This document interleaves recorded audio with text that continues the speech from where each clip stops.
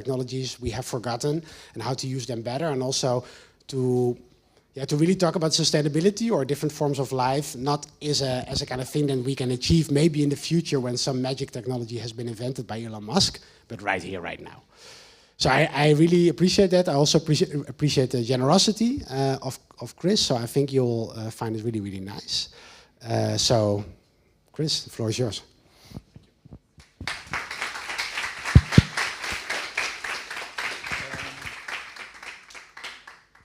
Thank you. Gracias.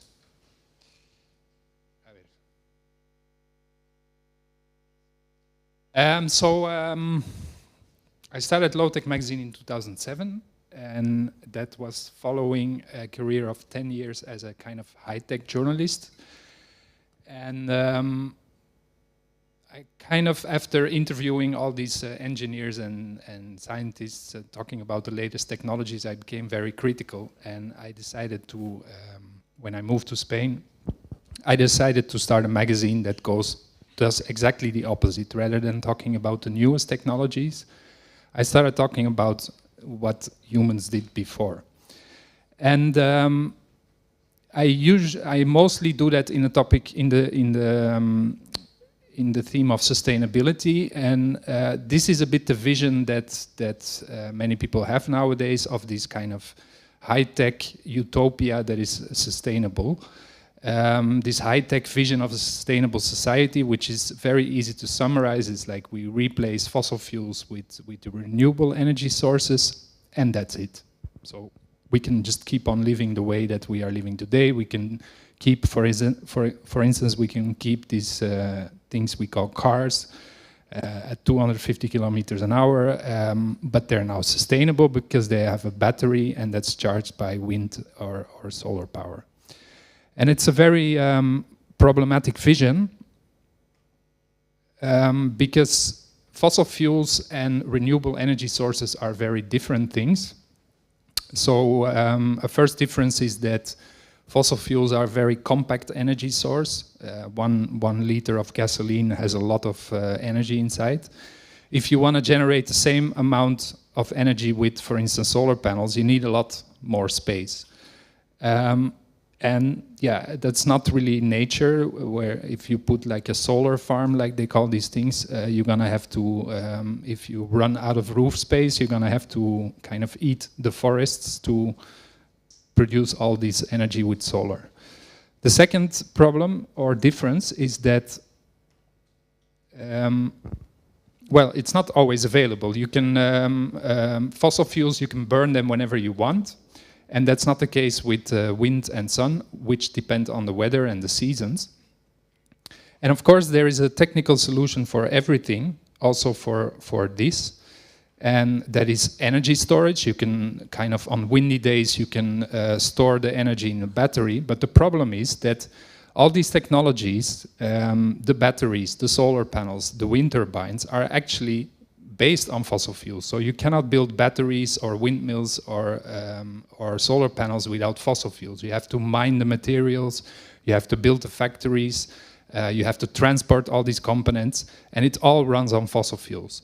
And in some cases, like windmill blades, it's actually, the product itself is made of fossil fuels. So the wings or the blades of a modern wind turbine are made of a high-tech plastic. And so it's kind of solid oil. And one wind turbine has 50 tons of plastic, which cannot be recycled. So it's all just being thrown away after 25 years.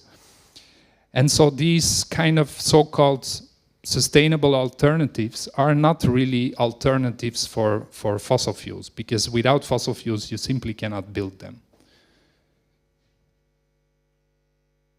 So rather than looking at, indeed, what Elon Musk will come up with, I started looking for inspiration to the past. And that started with just a few topics, but every time I researched a topic, there were like 5 new ideas coming up. So it's really, there's a lot of inspiration to be found. I'm gonna give a few examples. Heating and cooling, what we do nowadays and what we consider normal in a space like this. If it's cold, we're gonna heat up the whole space. And if it's warm, we're gonna cool down the air in the whole space. So we're gonna basically heat or cool spaces. And if you look in a historical context at the topic of heating and cooling, you see that, well, it was not done like that. It only started in the 1950s. And before, what people were doing was heating people rather than spaces. And this is one example. It's the bedroom was cold. There was only one heated room in a house, the kitchen.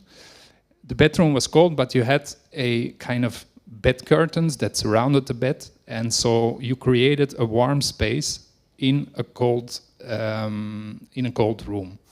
And obviously it doesn't work like this, but from the moment that people enter, the body heat gets trapped by the curtains and it becomes a warm microclimate.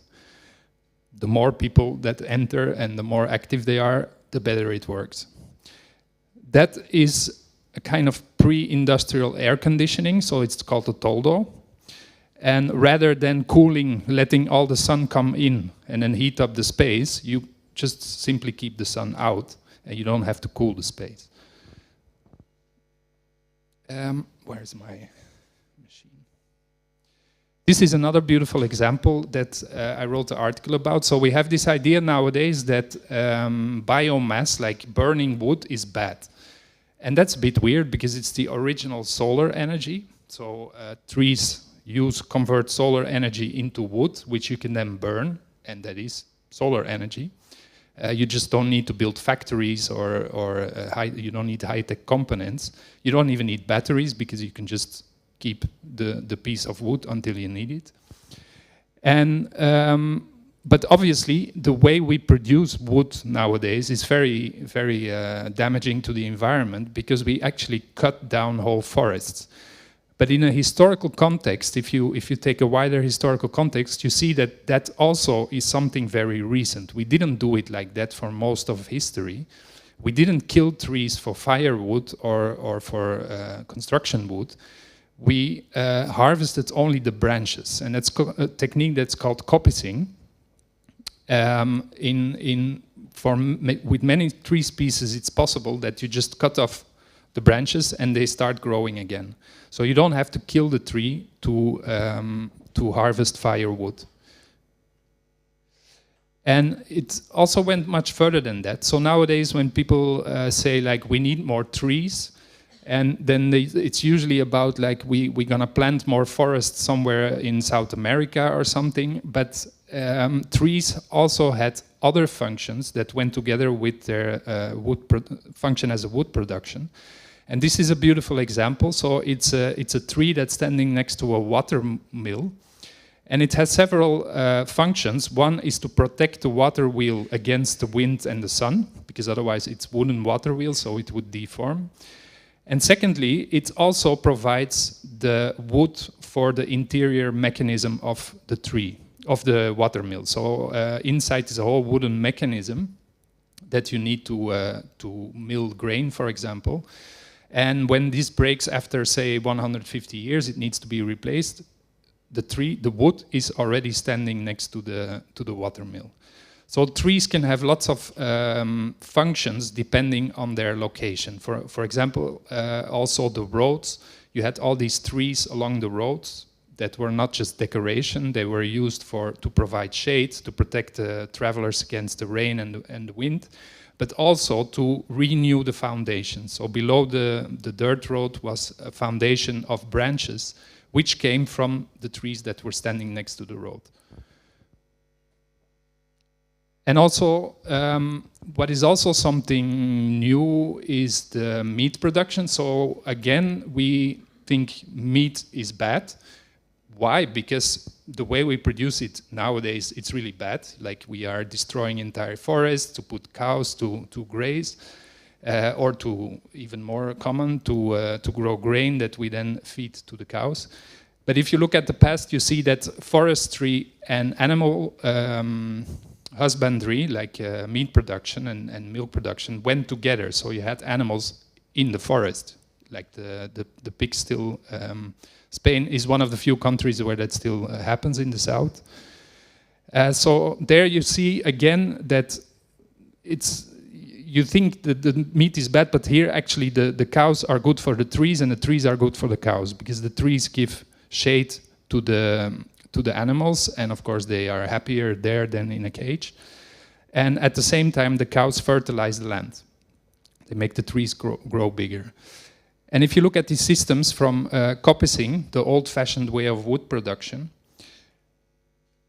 it actually becomes clear that humans can improve nature. And that's also something that we have a hard time to understand nowadays, because what modern humans do is always kind of destroying nature. And if you look to the past, you see that humans actually interacted in ways that they improved the ecosystem. And in this case, in these coppicing forests, you have much more biodiversity than in normal forests where humans don't interact, because you always have like different patches with more light and less light, and so it creates all kind of micro ecosystems that would not be there otherwise. So butterflies, for example, are very common in these types of forests. And this is another example, satellite navigation. We are all dependent on GPS, but before we also navigated with kind of satellites, but they were not really metal things flying around. They were really stars, and humans developed a whole system to navigate the globe with just simple instruments. The Chinese wheelbarrow, I'm just giving some examples. You can find many more on the website. So the Chinese wheelbarrow, the genius of this transport network, of this transport means, which was used for 100 years in China, and also Cambodia, Laos and Vietnam, countries like that, is that it needs a very narrow road. It needs to be as wide as 2 feet and this one wheel, so you can very easily maintain a transport network across a giant country without having to invest too much effort in maintaining the road. So what you saw in like antiquity, when after the Roman Empire fell, the European road network completely fell apart because it could not be maintained. And meanwhile in China, which also had its own collapse at the time, it kept working because it was based on very narrow roads that were very easy to maintain. Yeah, trains. I take a lot of trains between Belgium and Spain, and also to other countries in Europe, and you would think that, or most people think that trains have improved in the last 100 years, but it's actually not true. So if you start comparing timetables from now with timetables from like 70 or 80 years ago, you could actually travel faster to wherever you want to be in Europe. Although we now have high-speed trains, so we are obsessed by things that go really, really fast. But then, well, on average, they don't go that fast because they have to slow down for many, like entering a tunnel, passing a village, and so on. And what we used to have, very common in the old days in Europe, we had a huge network of night trains. And although they are slower than high-speed trains in kind of terms of speed, well, you're sleeping, so time flies when you're sleeping, and you're actually way faster at your destination than you are today. So until 2013, we still had night trains in Spain, for instance, Barcelona, Paris, and you boarded the train at 8:30 in the evening, and the morning at 7 you were in Paris, and it seemed like no time had passed. And today you lose a whole day with an expensive, much more expensive high-speed train, simply by this obsession with high-tech, with speed, while you can make a much more better functioning rail network with so-called low-speed trains, more frequent, running through the night, and so on. So if you put a technology in a wider historical context, you find a lot of inspiration, because often when you read about a book about technology, any technology, the history usually starts in the 20th century, and that's as if people didn't do anything before that. And even the 20th century is interesting. Wait, I'm gonna see what comes. So here is an example. So when people talk about cars and how to kind of solve the problem of their high energy consumption, there's a lot of talk about energy efficiency. So cars are assumed to become more and more energy efficient. And okay, so let's take a historical view at the issue and look at this car from 1949. So it's more than 70 years old, and you would think with all the progress that engineers made in these 70 years that we are kind of can make cars that are more energy efficient as they are today.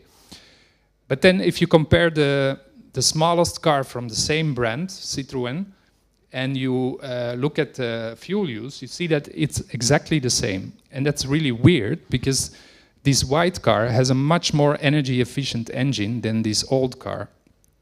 And still it consumes just as much fuel. So what happened is when you look at the rest of the specifications, you see that one, the weight of the car has doubled, it's twice as heavy. The speed is like 3 times higher, the top speed. Acceleration is like 30 times higher, and it's full of electronics and luxury and navigation systems, entertainment, electronic windows, and so on. So all these things that we have added have actually eaten the potential energy saving. So it's a choice that engineers and designers made, like let's use this kind of progress in energy efficient technology, let's not use it to make cars use less and less fuel, but let's keep the fuel use the same and just add more things.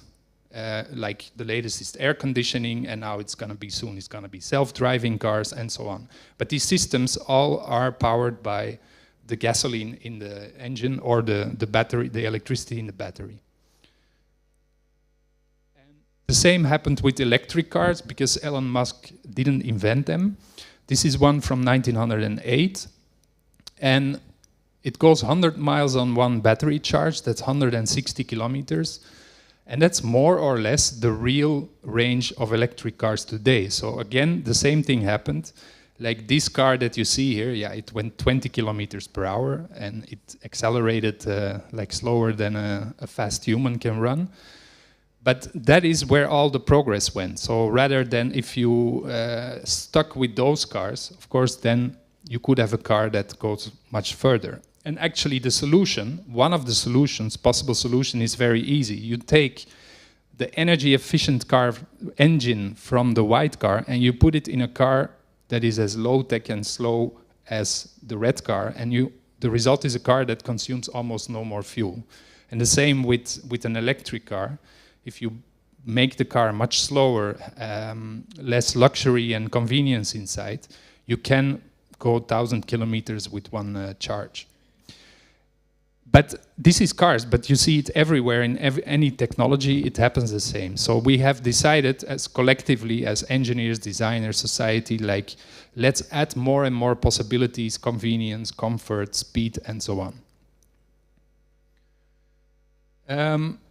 So if you look in a historical context, the windmill is another example because, of course, the way we build wind turbines today is not how we built them 2,000 years ago. They're not new either. And so this is a windmill from the Netherlands, and it was built in 1600s. And the first thing that you should note is that it's still there. It's 500 years old, almost, 400, and it's still there. While the wind turbines that we built are replaced, thrown away to the landfill every 25 years. So how is that? Like we are supposed to be better than what, we know things better than our forebears, but apparently they did something that we don't know how to do it. So why is that this windmill is still there? Because it is built to be repaired. And it is built to kind of last forever if you repair it. So for instance, this is the blade from an old windmill. If one of these wooden slats breaks, you just replace it by another one. And after 500 years, there's probably not one part of this windmill that is still original, but the building is still there, and you didn't have to throw anything away that lasts forever in the windmills. Also, all organic materials, metal, and mostly wood and some textile, some canvas. And also for the other problem, like, okay, the wind is not always available, so you can try to solve that with battery storage, which takes a lot of fossil fuels. So how did they do that, say, in 1600 or in 800? Like windmills have been around for 2,000 years. And not just windmills, the whole global transportation system was based on wind power, sails. Like nowadays, people are talking about how can we make shipping sustainable, and then they start thinking about wind turbines, which are then gonna produce hydrogen that we then put in the ship, and then we have a carbon neutral ship. Okay, but you can also just put sails on the thing, and then it also moves. And the same with sailing boats. Like they had no energy storage, so they were dependent on the wind, but they had no energy storage. Same with windmills. So how did they solve that? Rather than trying to kind of force nature to provide energy 100% of the time, they just accepted that wind is not always available. And so, for example, windmillers, they worked day and night when it was windy, and when there was no wind, they simply didn't work. Or they did other work, they did maintenance on the windmill, they worked in agriculture, or they just threw a party. And the same with sailors, of course, like, yeah, if there's no wind, you just, you do other things and you wait until the wind comes back. And it was not just, when we talk about windmills, it's not just one windmill. Like the whole of the north of Amsterdam, you had a whole industrial zone in the 1600s with about 1,000 of these industrial windmills that did all kinds of industrial processes. And this whole industrial zone worked when it was windy, and then when there was no wind, the whole area just stopped producing things. And still, the Netherlands was the richest country in the 17th century, and it exported goods to the whole of Europe, and with an industry that only worked when the wind blew. It's a windy country, but still, there are days that there's nothing.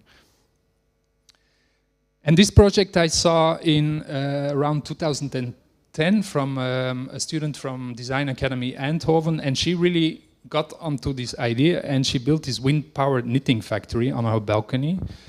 That for me was a very important, kind of gave me a lot of insight, because it's just like, if it's windy, it kind of knits the scarf, and then when the wind stops, it just doesn't knit anymore, but when the wind comes back, it continues, and the quality of the scarf is not affected by this intermittency of the power source.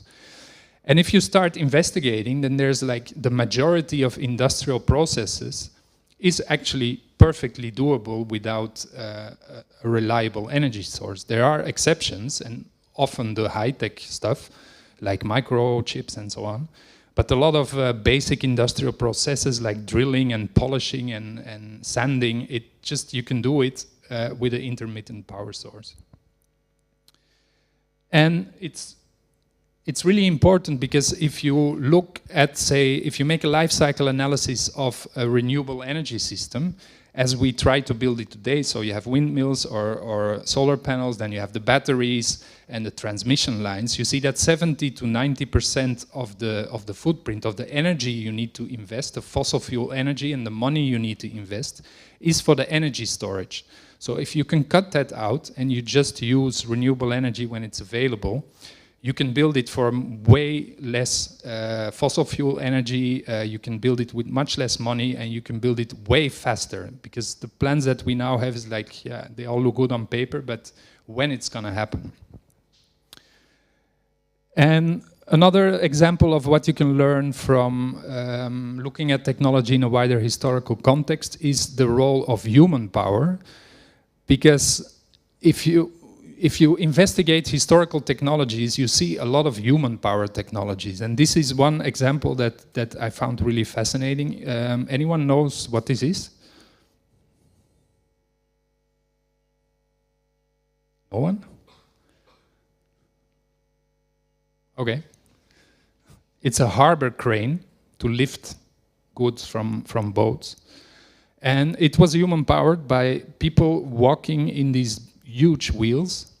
So you have from all over history, and it started already in antiquity, like with the Romans and before, like they built these huge monuments, and then people start fantasizing that they were helped by aliens and stuff like that, because they could otherwise never lift these things.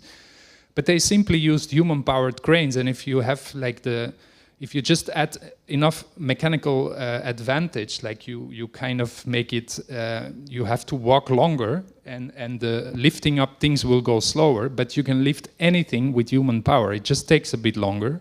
So that's how all these old monuments were built, by humans walking treadmills. And yeah, so whatever topic you look at, there was human power involved. Doing the laundry, drilling a hole, and then we are in 2025, and even the pepper mill is now battery powered. So this, I found it at my parents' place some years ago, and it has 6 AA batteries inside. And then that kind of opened the discussion, and they were like, yeah, Kris, but it has an advantage. You just need one hand. And you go like, and you have pepper. But so yeah, it didn't last. The next time I went to Belgium, it was gone, because they were like, oh, it eats batteries. You have to replace it every 2 weeks. So, and then they found one that was actually with a mechanism that was also one hand, but mechanically powered. So it didn't need batteries. A knappen, I don't know how to say this. Squeezing, yeah, thanks. Oh, wow. You all understand Dutch? I can just talk in Dutch. So what you see throughout history is that many technologies are just, what they are doing is taking like the physical power, the physical interaction, human interaction out of of everything. And for many years it was mainly focused on physical labor. And nowadays, I mean, since a couple of decades, and it accelerates, we are also outsourcing our intellectual capabilities to machines. So the question is like, why? Because this is like, it's not really a big effort, and at the same time we all go to the gym and we go running and we go doing sports to be healthy and to stay in good shape. But obviously people didn't need to do that in earlier times because they were physically more active. But that doesn't mean that I want to advocate that we go back to the past and go build old-fashioned windmills and do the laundry by hand and all these things. It's about finding inspiration. And for example, this idea of the windmills and the sailboats that only work when the wind blows, you can also apply it to new technologies. For instance, trains. Like you can run a train as if it was a sailboat. You put like wind turbines and or solar panels along the tracks, and whenever there is wind or sun, the train will run. And the more wind and sun there is, the faster it will go. And with freight trains, you can actually, even now, you could apply that because they don't have these very reliable schedules. They only leave when they have enough freight. But you could also envision or fantasize about a society where even passenger trains work like that, as sailboats for passengers worked in the earlier days. So, someone comes from another country to do a talk in Elisava, and now we have a very fixed date, but you can also say like the first sunny day of March, this person does a talk in Elisava. And of course, it would change society. We would have a different way of kind of traveling, but you cannot say that we're going back to the Middle Ages or back to the Stone Age. It's still a modern technology, it's still trains. And so it's not about going back, it's to kind of apply that knowledge from the past to the present. And this, if you run trains like this, you can forget about the whole battery storage, and you could build them you can build such a network much faster. So this is a bit the kind of, for like more than 10 years, Low Tech Magazine was just me sitting in my room doing historical research and writing about that.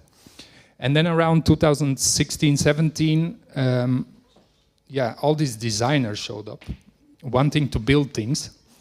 And the first was the solar-powered website that started in 2017. It took 5 years before it was really finished. But before, so I'm not doing this alone, so I should mention the rest of the team, Roel, Marie, and Marie. And so the website is here. And it was a very interesting design process, and the first also for me, because I'm not a designer and I never had built anything or whatsoever.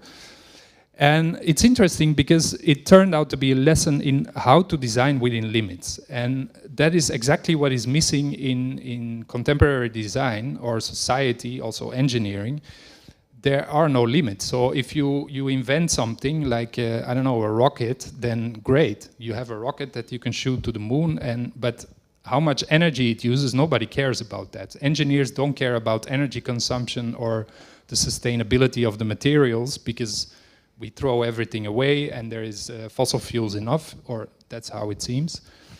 But when you want to make a solar-powered website, you immediately,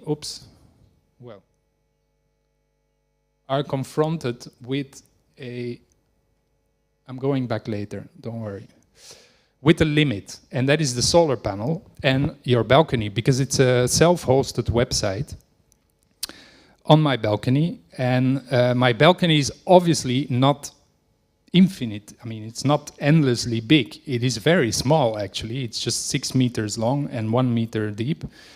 And then, okay, I want to make a solar power website, but how much space do I want to sacrifice to actually power this website? And I could put the whole balcony full of solar panels, but in that case, there's no space to hang the laundry. I cannot enjoy the sun. There's no plants, so you have to find a compromise. And it became this 50-watt solar panel in the corner. Meanwhile, it's a smaller one. It's 30 watts. And from the moment that you kind of have chosen your power source, then the next limit immediately appears. And that's, you cannot run a normal web server on a 30-watt solar panel. You need to completely use a completely different device. And we found that in Olimex, which is similar to Raspberry Pi, but then a bit more sturdy build. And again, choosing a web server like that introduces another limit, because if you want to run a WordPress website on a server like this, it's not going to work, because WordPress websites are not made for that. So we had to reinvent the website. And the motto of Low Tech Magazine is very simple. Like, if you have a problem, you want to solve a problem, it's very easy. You will find a solution if you look back to the past. And to my surprise, it even holds true for a very recent technology like the internet, because we found all the inspiration in the first website ever made in the early 90s. It's still online, you see it here. So my slides got a bit mixed up, so now I'm going back.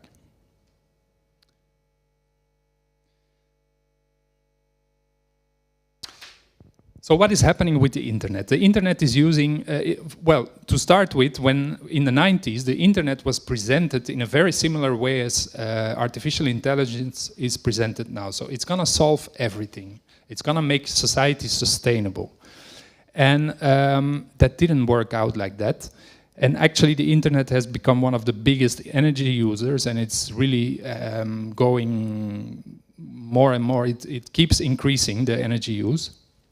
And you can actually not calculate it because it evolves so fast, it's so complex, that when you make a life cycle analysis of the internet, by the time your results are ready, it's about an internet that no longer exists. So it's already obsolete when it comes out. But more important is what's the dynamic? What are the reasons that the energy use of the internet keeps growing? Because it's not that there's more and more people using the internet. Everyone's using the internet already for like a decade or longer. And there's three main trends. The first is that websites get heavier, and it's exactly the same trend that I showed earlier with the cars. So in 10 years, the average website has become like 2-3 times heavier in terms of data traffic. And whether it is a car or a website, the more it weighs, the heavier it is, the more energy you need to transport it. And why does it get heavier? Because we are, as you could see, the first website ever made had no images. It was a text medium. And along the years, we have added more and more images. Then came the videos, and then increasing both the images and the videos have increasingly higher resolutions, and that's a kind of an evolution that still keeps going. And so, for instance, in WordPress, when you upload an image of, say, 25 megabytes, WordPress just swallows it, and WordPress should say, like, man, what are you doing? This is for the website. I mean, it's half a megabyte is the biggest you need, but there's just like digital cameras produce higher and higher resolutions, and people just upload these things with crazy file sizes without even thinking about it. And so all these things get heavier all the time. That's the first thing. The second is that we're always online. So when I was using the internet as a journalist in the 90s, it was not 16 hours per day. You had to go to a computer that was fixed somewhere. It was a desktop computer. You had to connect with a dial-up line. And yeah, now nobody knows here, I guess.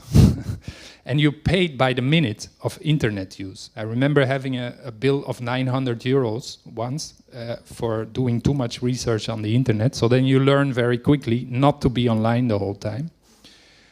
And of course, these times are over, and most people here have not known otherwise. We have now wireless internet, we have wireless computers, and we don't pay by the minute anymore. So we're always online, often with more than one device at the same time. And the third trend is capitalism, basically. So all the hidden data traffic behind the scenes that is meant to make money out of us, like the trackers and the ads and the cookies and all these things, that just that data traffic is already much bigger than the internet was in, say, 2013 or 14. And it has nothing to do with content. So yeah, I quote Joanna Moll here because she made this project about all the code that shows up when you buy a book on Amazon. It's like a pile of paper that high, just to track the internet users. And so people are now, since a few years, aware of the problem, and the solution that is being proposed is very predictable. It's just like, use more renewable energy and it's solved, like in the first image I showed you. So Greenpeace ranks these internet companies in terms of their use of renewable energy. So if you have if you're Amazon and your data center is powered by wind turbines, great, you're sustainable. But what is happening is that, well, here in the Netherlands, you have a province which is full of data centers because the Dutch like to give tax breaks, but also there's a lot of renewable energy. And so what Amazon and Google and Facebook, they all come to this region, they take the wind energy and then they can say, hey, we're sustainable. And you think, oh, great. But it's not so great, because what I explained in the beginning is that the supply of renewable energy is limited. So if Amazon and Google and Facebook come to take it, then the people who were using it before are back to fossil fuels. And that's exactly what's happening. So they just steal all these resources, and the factories and the households that were there before are back to fossil fuels. So, yeah, and this is the old website. So I was a part of the problem with my high traffic, old-fashioned, badly built website. And so what we did with this solar-powered website is that, first of all, on the power supply side, we went for solar power, which is what Greenpeace advises, but we went much further. So we also self-hosted it, and we took it off the grid, because if you look at these data centers, Yeah, they run on wind energy when it's windy, but when there's no wind, their websites are still live, so that doesn't really match. So what happens is that when there's no wind, they just take fossil fuels or nuclear energy. So they're not really wind-powered data centers. We didn't want to do that, so we went off the grid. We provided the own energy storage for the website. And most importantly, we addressed these 3 trends that make energy use of the internet, that it keeps going up. So rather than a heavier website, we built a more lightweight website. We made it lighter rather than heavier. It's not always online. I will come back to that later. And there is no trackers, ads, or cookies. So you surf it completely anonymously, and we basically have no clue what happens there, except for the server logs. And so, yeah, this part. So we could have made it very easy on ourselves to make a text-only version of Low-Tech Magazine, because text basically takes no space. If the internet would have remained a text medium, nobody would talk about energy use. It would be completely nothing. But yeah, in the case of Low-Tech Magazine, that was not really an option, because the visual, the images, the illustrations are very important. Nobody would come to read me anymore. So rather than deleting the images, we found the solution in another technique from the 1990s. It's a compression technique called dithering.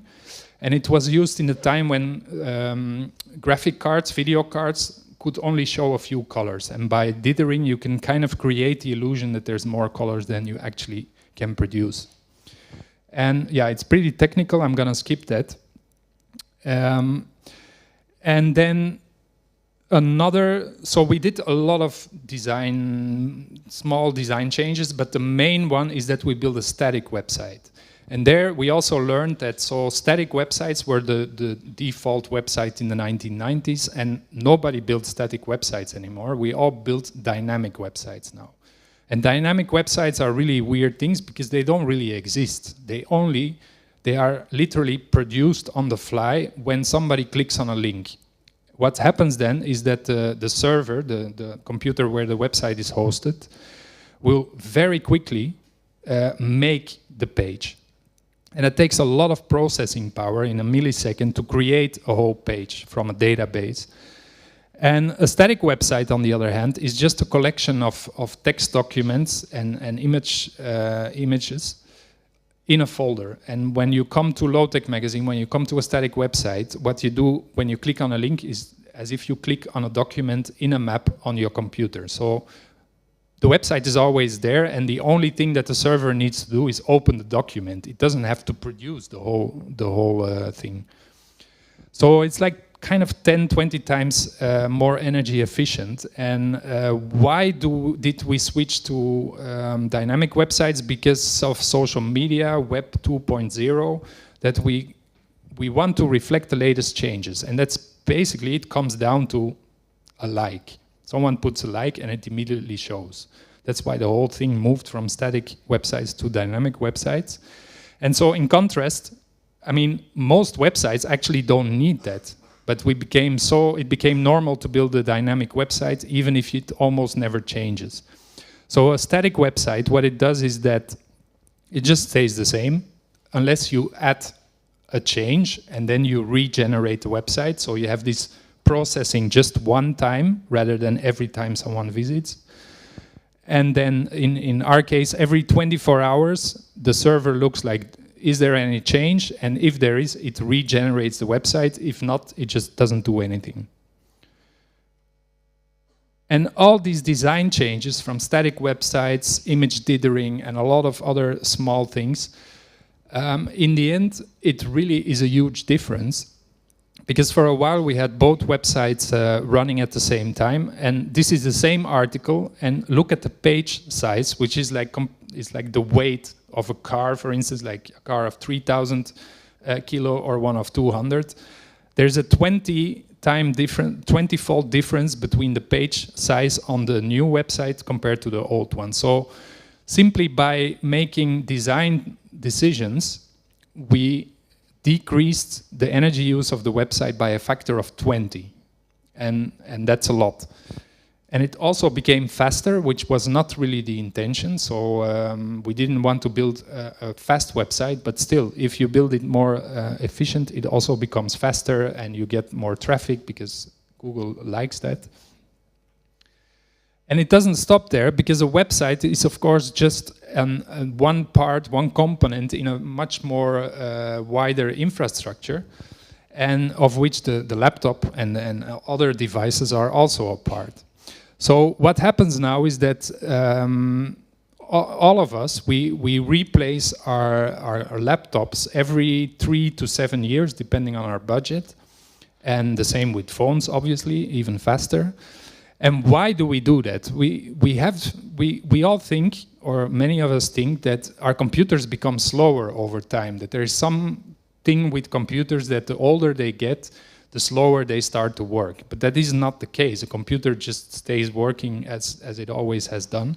What is happening is what I explained earlier, is that the internet applications, such as websites, get heavier. So your computer has needs more and more processing power to just open a website, or to play a video game, or to even the operating system. Every new operating system needs more processing power. So that is actually what kind of fuels this e-waste problem, is that it's a software problem. It's not a hardware problem. A computer could last forever, but the software makes it actually obsolete. So imagine that everyone would, rather than making websites that are increasingly heavier, we build websites that are lighter, and we build operating systems that are lighter, and video games that are lighter. Then the computer could last for like 500 years, just like the windmill, especially if you make it repairable, like, for instance, the old IBM ThinkPads were. It's the only computer that you can actually keep for 500 years, because you can replace everything. And nowadays you cannot even.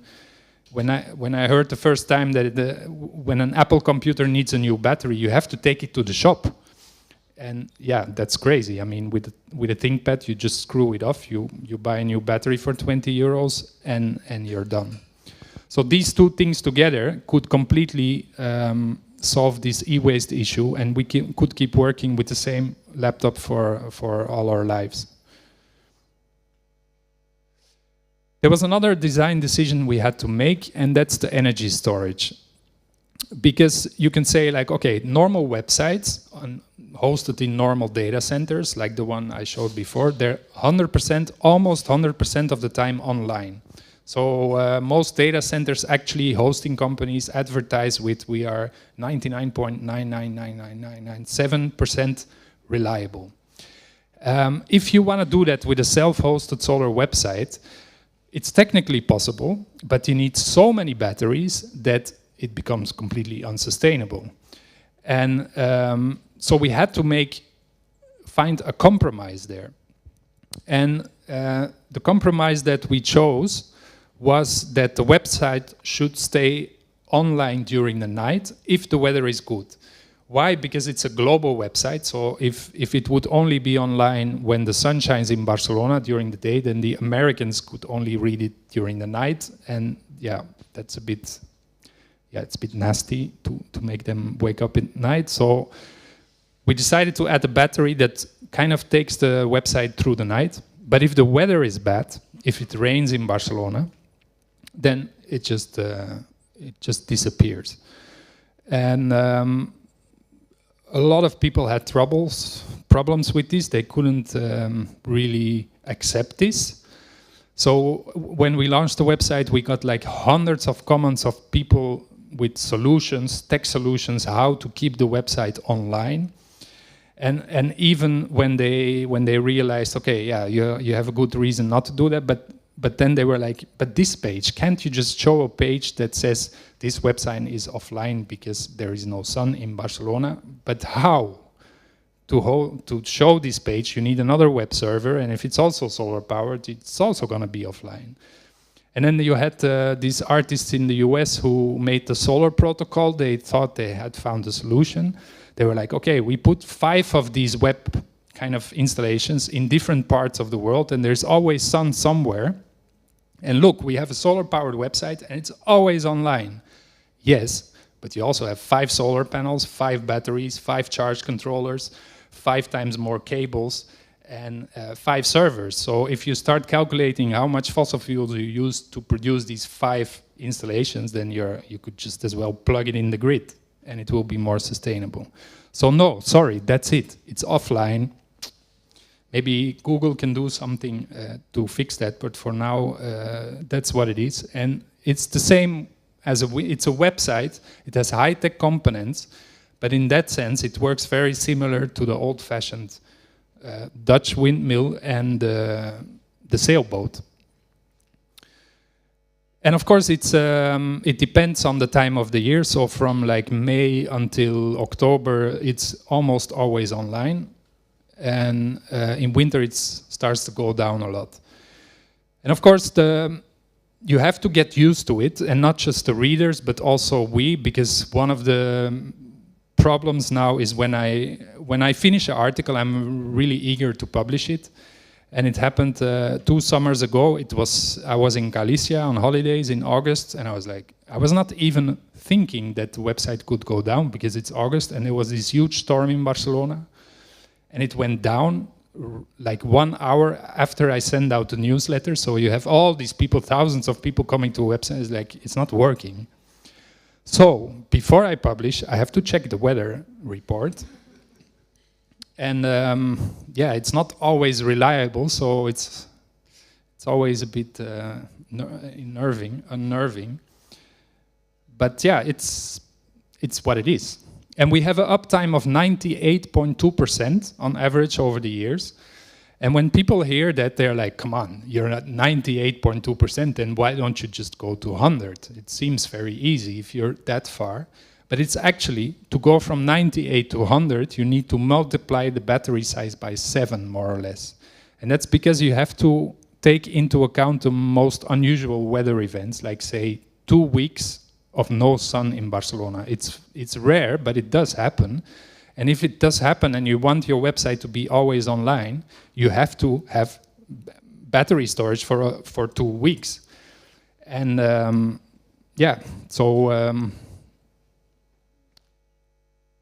it shows again that we just have to sacrifice a little bit.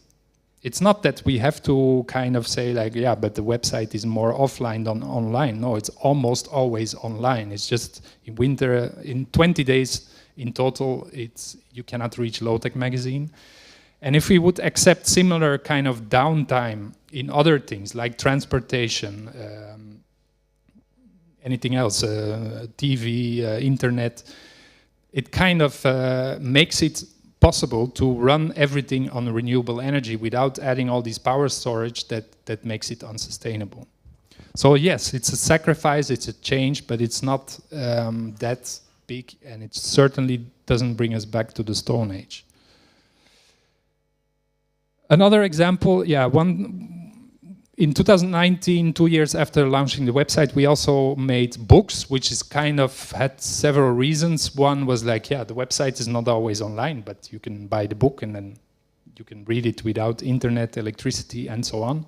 It was also needed because of to finance the website. So before the website was financed by advertisements. And unfortunately, advertisements are not compatible with static websites, because they would destroy their dynamic. They're not static. They could be, but they're not, because they're scanning the internet user. So when we launched the books and I gave presentations, then people started asking like, but how sustainable are your books actually compared to your solar website? And then I was like, oops, well, not at all, because this is the archive of Low-Tech magazine from 2007 to 2021. 1,700 pages. That's a lot of dead trees and a lot of energy for producing them, for shipping them.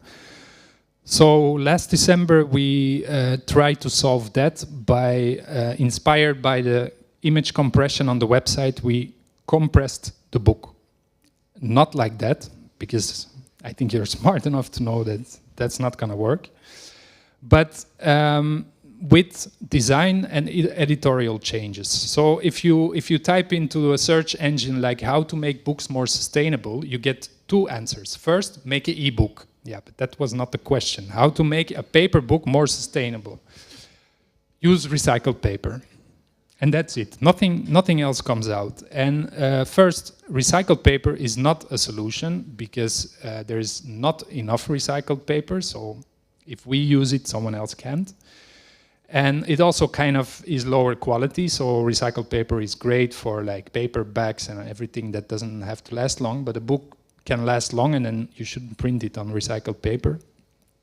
And at the same time, there was like, but come on, you can do many other things. And design-wise, what we did is very simple. We just shrank the texts and we shrank the images. So we managed to squeeze, and we also switched from one column to two columns, and we managed to squeeze in that way a book, like 3 books of 1,700 pages into one book of 622 pages. Mostly by design choices, and another part, especially for the earliest articles, by editorial changes. So I went back to the articles I wrote in the first years, and I made them shorter. And yeah, I got better as a writer over time, and when I read back these earlier articles, I was like, you can make it shorter and better at the same time. So yeah, I think it shows the power of design here in a kind of where people didn't even realize it was possible. Like use recycled paper, make ebooks. No, design a book so that it doesn't use too much paper. Actually, the inspiration for this design was also found in a very old technology, the Bible, and other religious books, which also are very kind of economical with paper, very small letters, printed until the edges, and so on.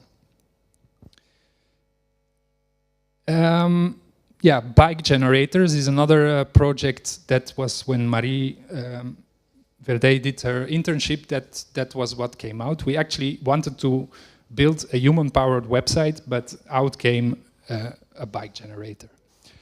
And yeah, my interest, I wrote a lot about human-powered technologies and how this is like a driver of energy use, that we spend less and less physical effort.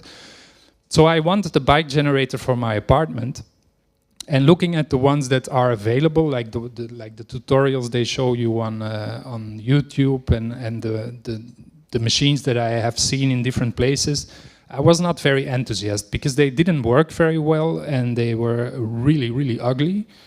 So you don't want these things in your living room. They were also very big. So we wanted to make a compact one that doesn't look too bad. And why did I want it? Because human power is a great combination with solar power. So my apartment is solar powered, not completely, but for many things like the lights and all the devices. And that works great as long as the sun shines. I do have battery storage, but as I explained earlier, not 100% of the time. And so in winter, what happened is that quite often I had no light, so I was just sitting in the dark, which is not the end of the world. You can do a lot of fun things in the dark.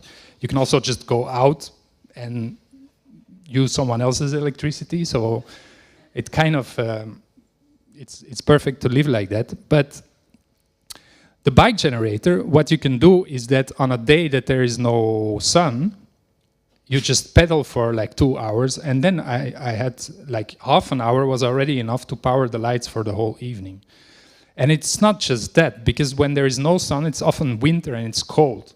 And even like what this really, it's like a heating system, the best heating system you can imagine. So sit half an hour on this bike in winter, and the next 2 hours, you don't need any heating, not even a blanket, you're sweating. And not just yourself. If the room isn't too big, the other people in the room are actually enjoying, that the temperature goes up.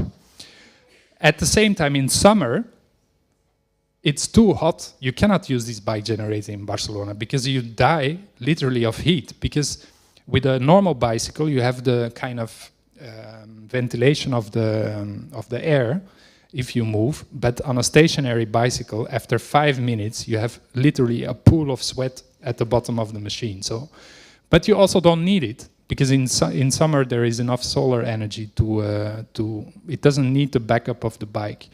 So the great thing of this bike generator is that if you, in an off-grid apartment like mine, if you have solar energy and you add the bike, you can shrink your battery size, and again, you make it much more cheaper because batteries are very expensive and more sustainable. You could even just get rid of the battery, but then just use the bike generator. But I will talk about that later. It also creates some problems. Yeah, we also wanted to make a very high-tech bike generator to kind of play with, like, okay, it's an old-fashioned energy source, but look what you can do with it. So we made a kind of control panel that you can whatever, so you just produce the power that you produce, but then you can turn it to 20 volt to just plug in any device, or 12 volt, you can charge a battery, USB, and so on. And this dimmer you see here, you can very precisely, for instance, if you are like powering a water boiler and it's a bit too heavy, you just put the dimmer and the resistance get lower.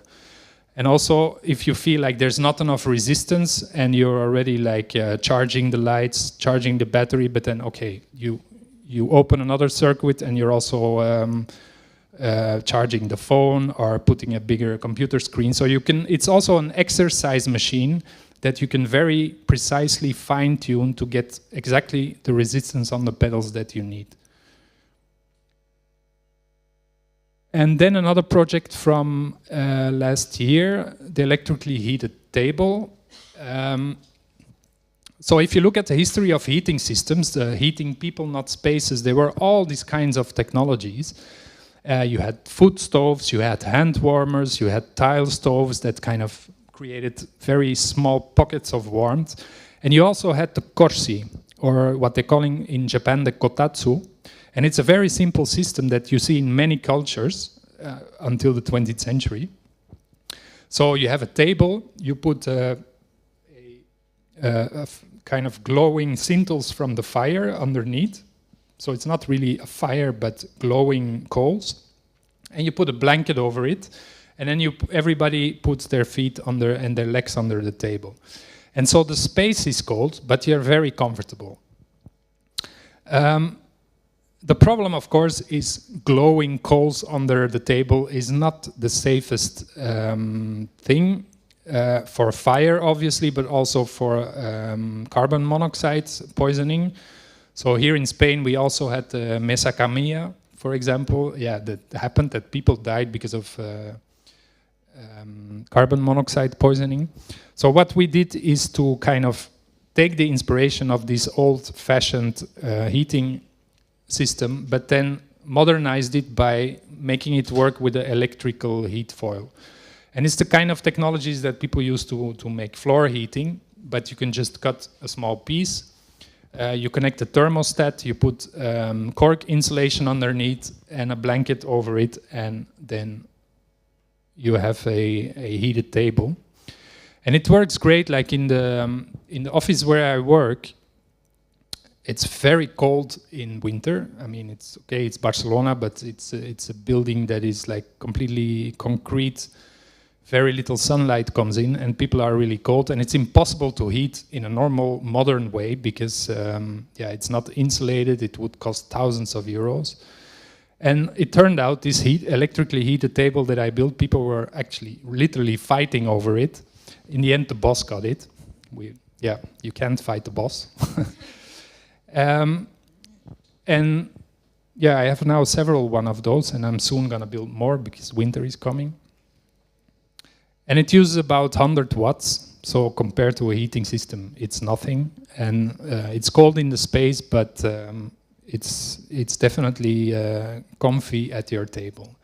A little bit too comfy at times, because usually after 1 hour I'm asleep. I've seen it happening with more people because it's like sitting in a hot bath.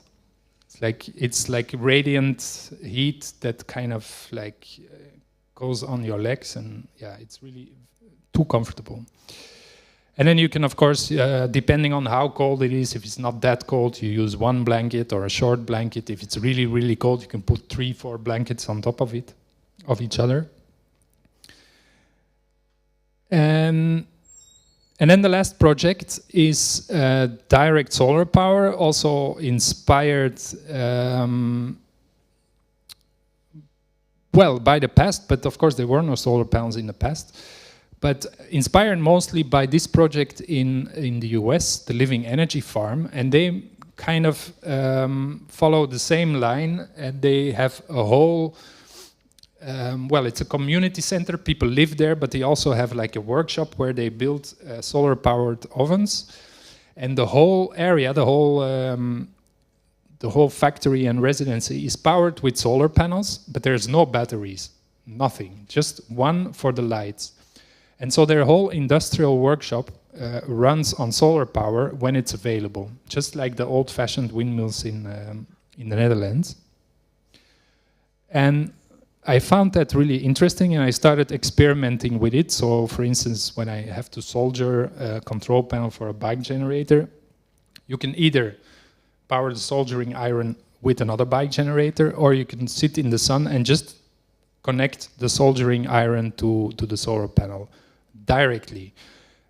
And that's not what people do usually. When they build solar systems like this, they put a solar panel, they put a charge controller, and they put a battery, and then they connect the soldering iron. But there's no need for that. You can skip everything and just power it directly. Obviously, only when the sun shines. So this is their workshop.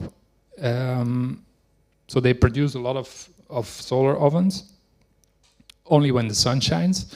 Another thing why this works really good is that many modern devices already have batteries. So if you want to power your laptop with a solar panel, there's no need to add batteries because it already has a battery. So during the day you will be powered by the solar panel, and when the sun sets you can still work for like 3, 4, 5 hours with the energy that was stored in your laptop battery.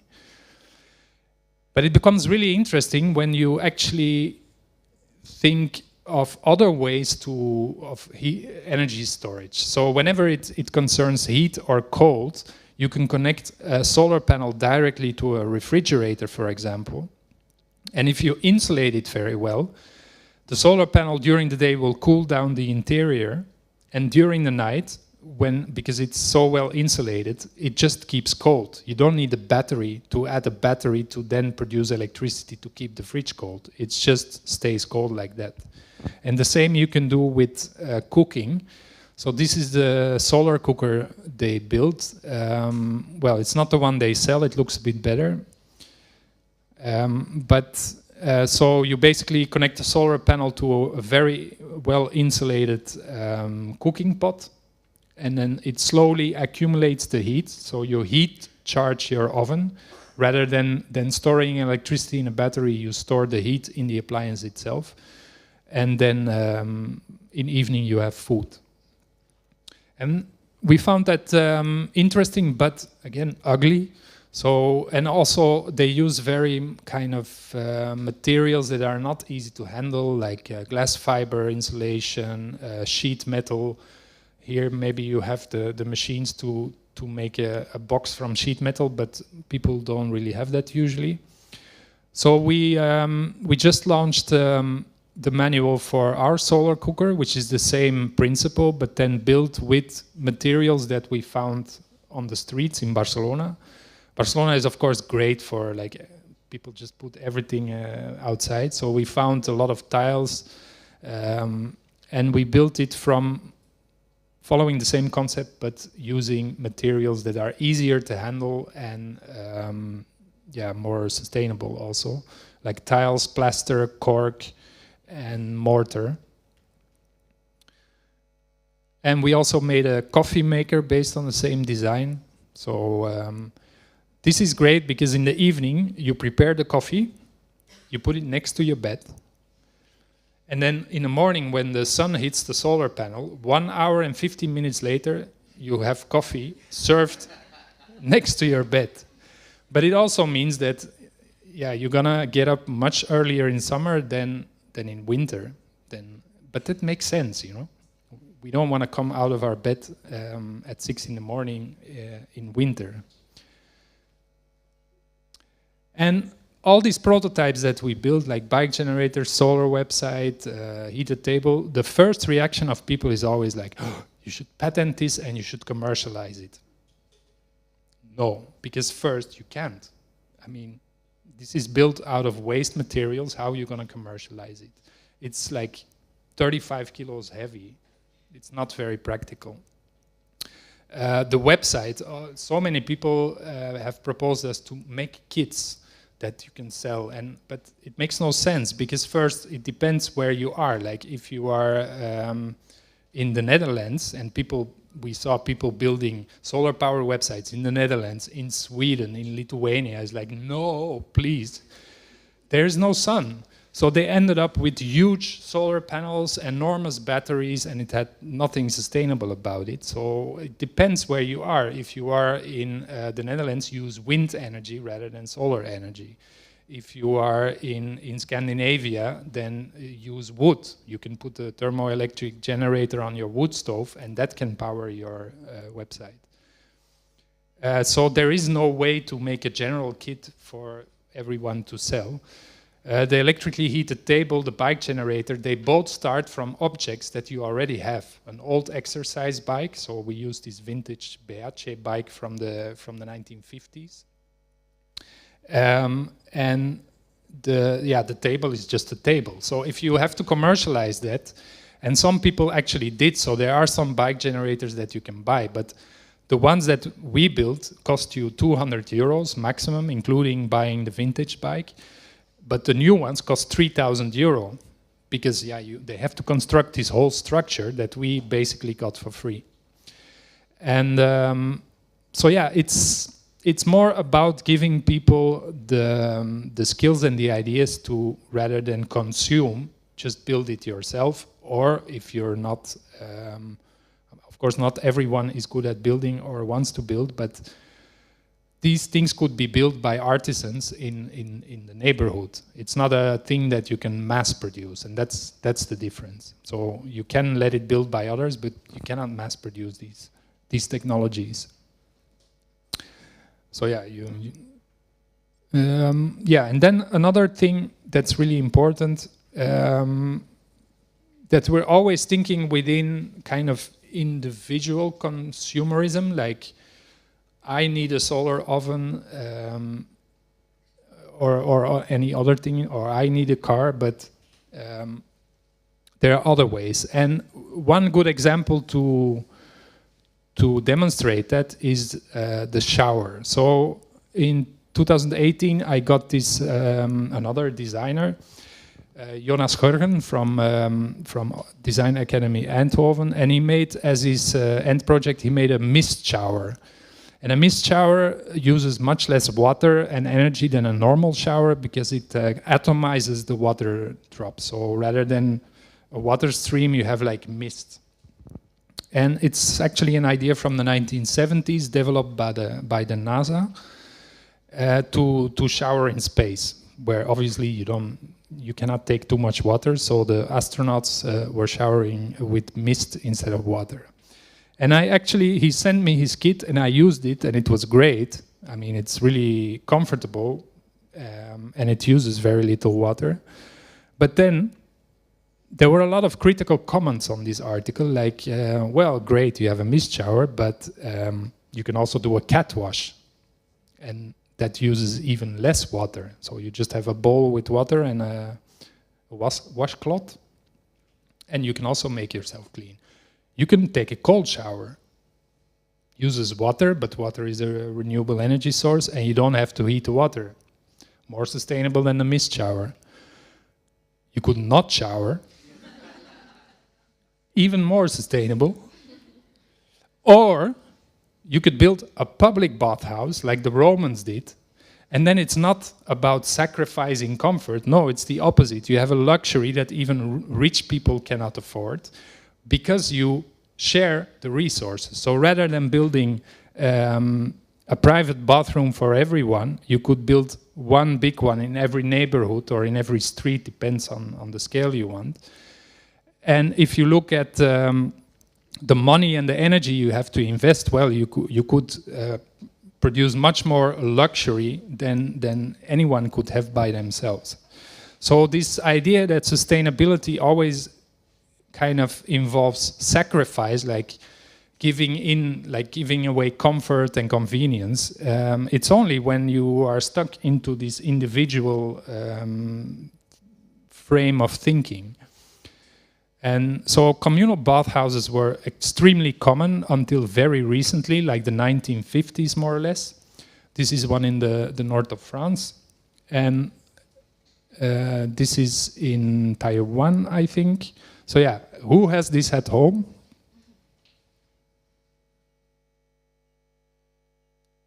This is one in Japan. The Japanese are still doing it, although it's also dying there.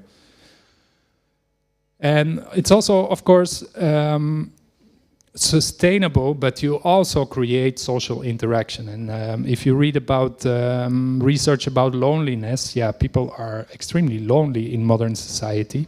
And that's obviously normal because we're all sitting with our own appliances on our own phone, disconnected from the others.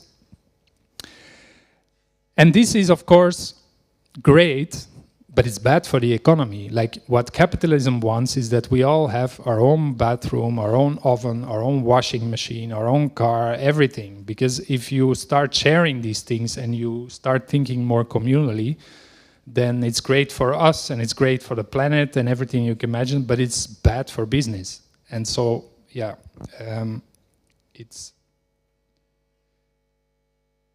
a political issue. And it's not just a bathhouse. So every prototype that I showed earlier becomes more sustainable when you share it. And so, for example, the book that we made a life cycle analysis, and it showed that even the compressed book edition, if you compare it to the solar website, it has to be read by 2 to 3 people to be more sustainable than reading all the web articles online. Of course, we made it hard for ourselves because the website is so efficient, but still.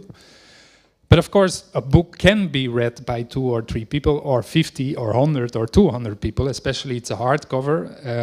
And that's exactly what libraries were all about. And so a book can last for 500 years. So the book, but also the website. We made the life cycle analysis for the website and their same results. So it would actually be more sustainable to just plug it into the Spanish power grid, because the Spanish power grid happens to be one of the most low carbon in the world. We have a lot of wind and solar energy.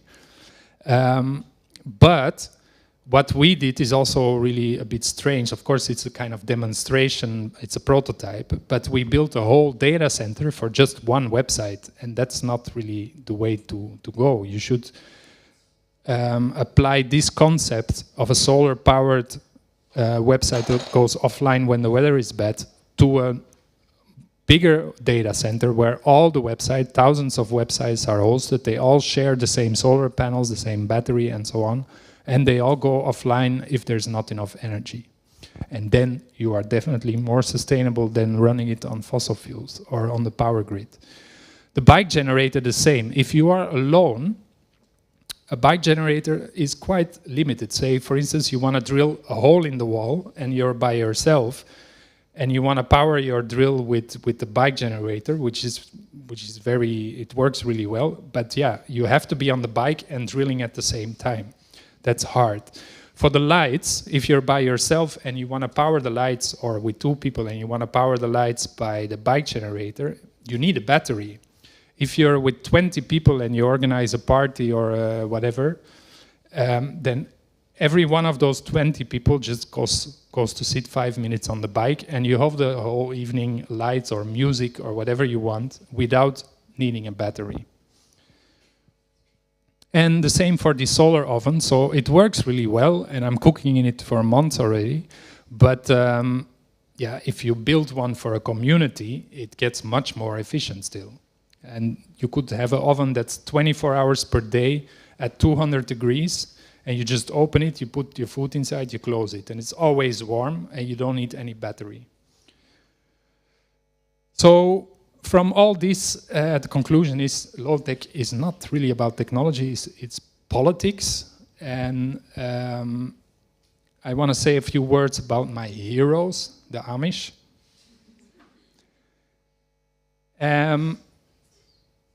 Why my heroes? Because they are, as far as I know, the only group of people that when a new technology comes out, they go sit together and they discuss, do we actually want this or not?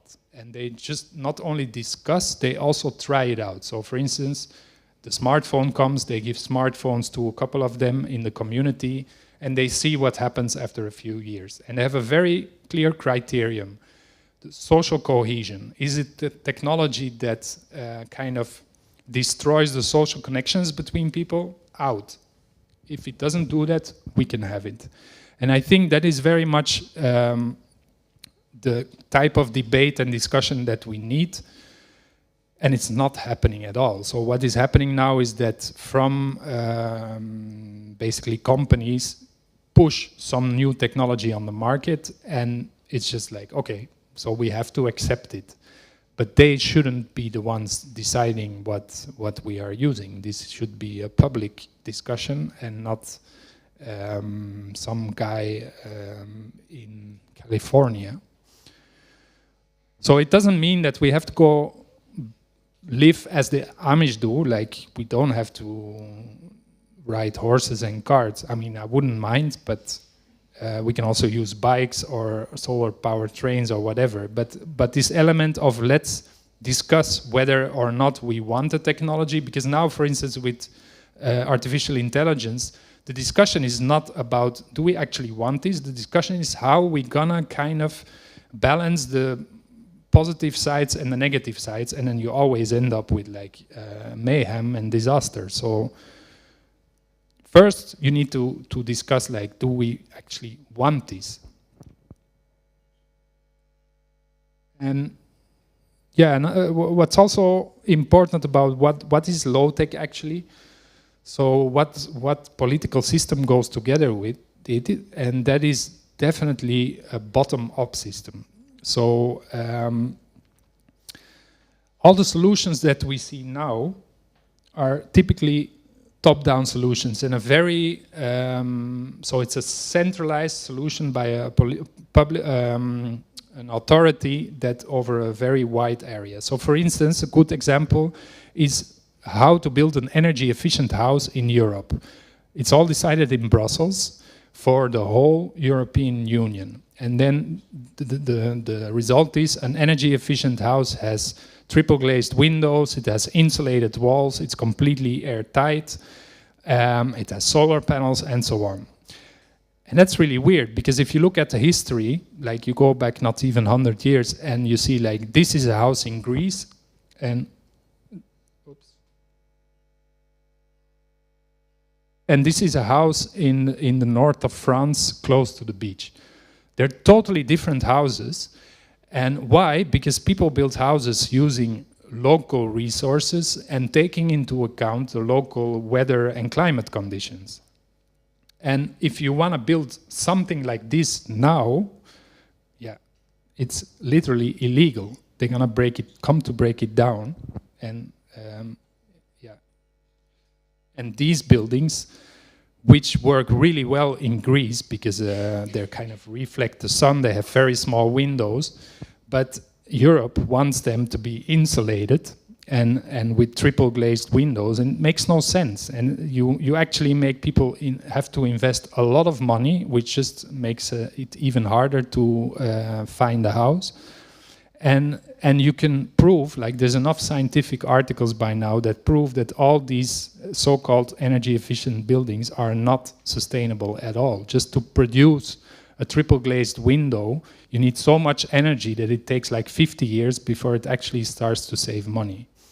And then also, if you, rather than putting a triple glazed window, you have a single glazed window and you put 2 wool curtains in front, you have the same insulation as when you have a triple glazed window, because wool insulates very well.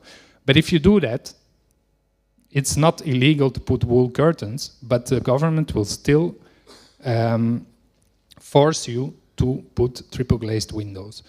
So all these low-tech solutions that I propose, they are actually, well, kind of illegal.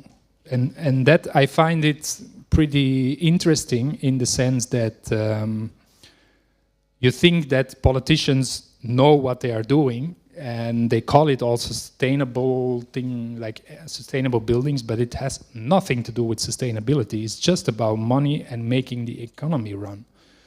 So to get to a kind of low-tech society where all this is reality, you need to completely rethink the political and economical system.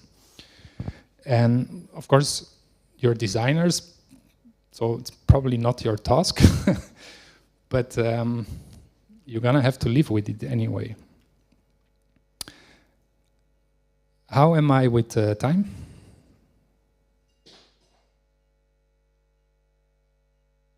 What's good? How much? 5 to 10 minutes more. Okay. So then I'm gonna sit.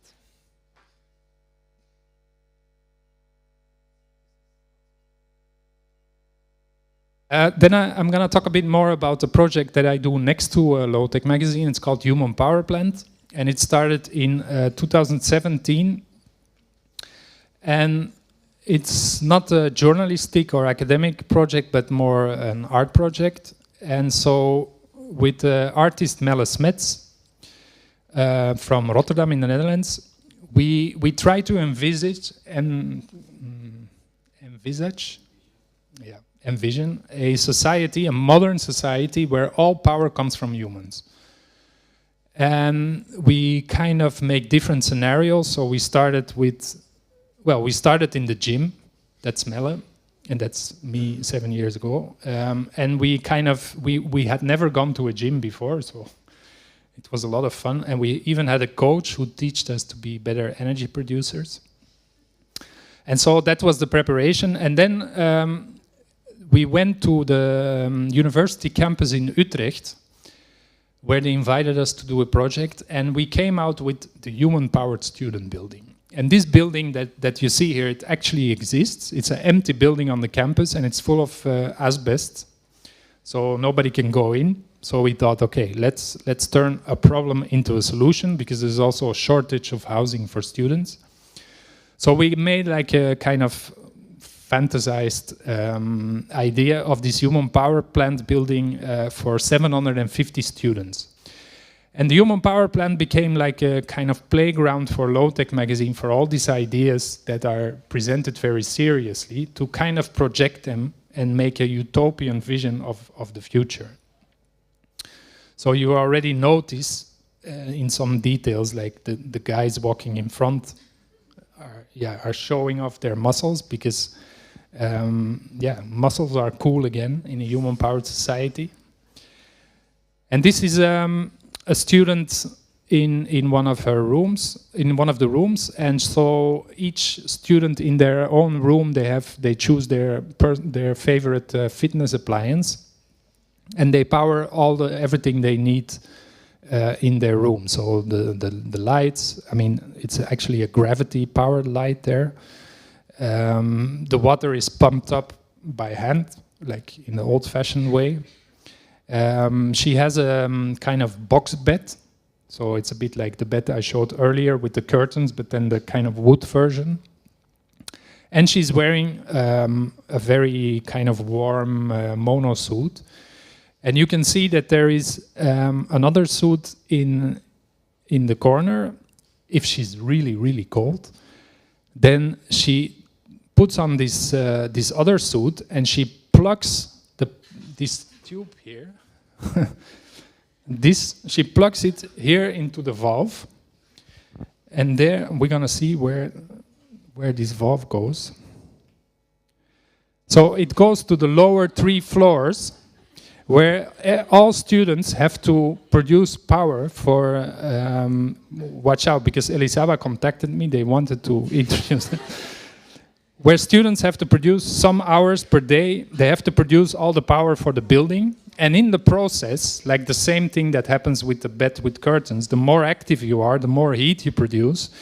And so these things, they suck up all this heat and they bring it to our friend in the room. And then so you're literally, rather than heating the whole room, you're just heating this space between your clothes and your body. And so she's literally kept warm by the sweat of her friends. So that's the individual rooms. Yeah, the stairs, we took out the elevators, obviously, because human-powered elevators make no sense. You just take the stairs. But it's a building of 22 floors. So, yeah, normally if you go in buildings like this and you take the stairs, I often do that, you meet nobody. You never meet anyone in these things. In our human-powered student building, it's like full of life. Even some students put a bar there because they know that people get tired. And also we kind of, obviously if you live on the 20th floor or you live on the second floor, it's quite a difference. So we solved that with adjusting the rent prices. So if you want to live on the first floor, you're going to pay for it.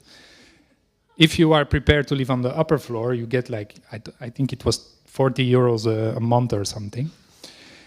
And we were like, hey, why don't we put a real advertisement on a real website for student rooms? And we did that. And we had 60 people in 24 hours wanting to live there. Because they were like, oh, but that's really cheap. And it's human powered, but well, I go to the gym and I have to do this stupid pizza courier job to make money. So that's also not necessary so great. I take it, but then we took it off because the building doesn't really, is not really there, of course. So yeah, here you see the gym. This is the communal bathroom. And we thought initially when we started the project that what would be problematic would be the internet, the Wi-Fi routers, the laptops. No, it's the shower. So the average Dutch person showers 9 minutes every day, and if you would have to produce that energy to heat the water and pump it up, you would, all 750 students will have to produce power 24 hours per day. So you're either showering or you're producing power so that others can shower. So that made no sense. So we had to lower the shower duration until you came to a reasonably effort to power the shower. So we came to 1 minute. What happened then, because we discussed these scenarios with students, like mostly the girls, they were like, I cannot wash my hair in 1 minute. Okay, that was then the solution that came out of that is like, yeah, well, short hair. Sorry. Or a cold shower, also fine. But so the human-powered society, everyone has short hair. It's the new fashion. And this is the schedule of the kind of 1 minute shower scenario that we eventually settled on. So then students have to produce power for 3 hours per day. So you're in the gym for 3 hours. And then of course you also have to cook. You have to do the dishes by hand, obviously. You have to wash the clothes. And you also have to kind of work once a month in the biomass because the biomass is actually another, like human power is very versatile. You can produce electricity, you can produce mechanical energy, you can produce a lot of heat, but also the waste that we produce every day, you can convert that, you can kind of gasify it, and you can cook with that gas. So we collect from all the toilets, we collect everything into the basement, into a biogas digester, and also all the food waste, and that is used to cook on. But because it's a human-powered society, you cannot operate this machine with computers, so you have to manually kind of steer it. So all the students hate this 1 monthly day, but yeah, that's what it is. And then, oh,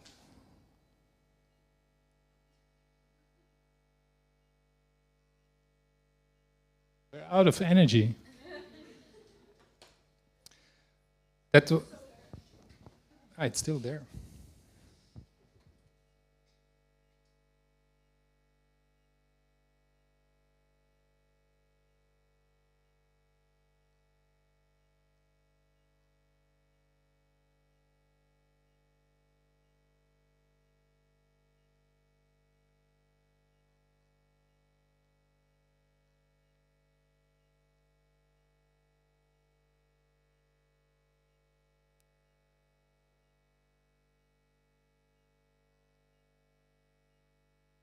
Working.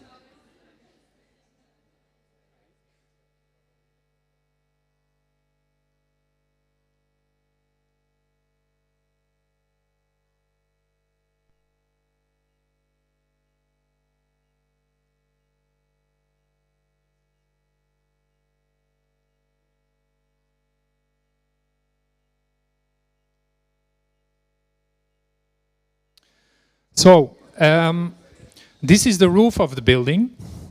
And so it's the last slide when we do the presentations. On top of the building are 20 wind turbines, and on the south side of the building there are solar panels. And whenever the weather is good, there is wind or there is sun, the students don't have to produce power at all. And they can actually have too much energy, and then they can do all the things that you can only do we like so much, like jacuzzis or video games or electric guitars. And so it's a combination in the end of human power and solar and wind power, because why not use it while it's available? But then people, when they see this, then but then why don't you just make a solar or a wind powered building? Well, because first you need to reduce energy consumption. Otherwise, you're never going to be able to have a wind or solar powered building, especially not a building of 22 floors. So it's because the building can work on human power alone when there is no sun or wind, that it can actually also run on solar and wind power when it's available. And that kind of makes it a bit more attractive or less unattractive. And then later we did the same in a whole neighborhood, in the poorest neighborhood of the Netherlands, where these kind of solutions that authorities propose are like heat pumps, insulated buildings, triple glazed buildings. Well, these people cannot afford that. And the people who own the houses, which is social housing companies, they don't want to spend that money. So they're like stuck with, what are we going to do here? And so eventually they asked us, do you have any ideas? Yeah, of course. Let's make a human-powered neighborhood. And we followed a bit the same ideas, like the box bed, the heated table. Yeah, also like these guys peeing in the sink because the toilet is communal and it doesn't feel like going there. But this is the bathhouse, the kitchen with the public bathhouse, the public laundry. Yeah, so we use the fire. That's a whole other story. So we use the fire. The thing is that the human-powered student building has the ideal population for human power. It's all young students full of energy with lots of power. If you go to a neighborhood, an entire neighborhood, and it's a poor neighborhood, then you see like, oh my God, our energy source is not optimal here. There's a lot of people who can produce nothing at all or very little. So we had to do it differently. And so by introducing the fire, which is together with human power, fire power, biomass is the oldest energy source we have. And it's nowadays it's really being like regarded as something unsustainable, but that's, again, it's really weird. It's a kind of propaganda thing. But the fire is like a very multifunctional thing. Like you can, if you make a fire here and you cook with it, the heat can also be used to, for instance, to preserve fish and meat in the smoke of the fire. You can run tubes through it so that the water for the bathhouse is heated. So it's a very resilient technology. You need very little, and you can do a lot with it. This is the fridge, which is like, yeah, that's a bit like, it's all existing structures in the neighborhood. So this is like this kind of, they made this weird kind of artificial park that is actually the roof of a shopping center full of crap they sell there. So we took out all the crappy shops and we made it into a fridge because it's very well insulated. And then the shopping street, we also tried like, okay, how is the shopping street of the future is gonna look? Well, all these kind of, the typical shops that you see everywhere, they're gone, obviously. And it becomes all these kind of crafts and repair and also like this idea of all these objects that have become unnecessarily, like cars obviously have no place in a human-powered society, but there's now people who specialize in just making new things out of cars. That's the internet. So here we went a bit further and we, so the internet, if you look at the internet, the big problem is video nowadays. So the whole idea that let's move television and cinema to the internet was a very bad idea. So what we do here is that we take video and all these big file size applications, we take it off the internet and we make a pigeon internet. Because pigeons historically were the fastest communication means for like 5,000 years until the arrival of the electrical telegraph. Even in the 20th century, pigeon post was still alive and well and working. And so nowadays you have these SD cards where you can fit a lot of data on, like an entire movie or several movies. And these pigeons can have these little backpacks. So you put the SD card inside and they fly to the destination, because pigeons always fly to where they get food. And so you can actually have a very lightweight internet for normal web applications, and all the heavy stuff is coming by pigeon mail. And they're actually faster than the internet often, because yeah, they fly fast. They're very fast. And especially for bigger file sizes. So big companies like Google, Amazon, Facebook, when they have to move big amounts of data, they don't use pigeons, but they use the sneakernet. They don't use the internet. They just put all the hard disks in a truck and they drive somewhere. It's way faster than going through the internet. And then we also did the human-powered hospital. And that's where things got a little bit like, oops. Like, yeah, this whole high-tech healthcare, if you talk about low-tech and modern life and how we're going to be sustainable, what's that going to be? And yeah, this research is still ongoing, but it gives like a first impression. Like there were no, if you had to have your leg amputated in the 17th century, they did not put you asleep. They just gave you a lot of alcohol and they held you very tightly, and then they cut off your leg like that. So, if you have like kidney disease, you need a lot of friends to keep you alive, because this guy is operating the kidney machine.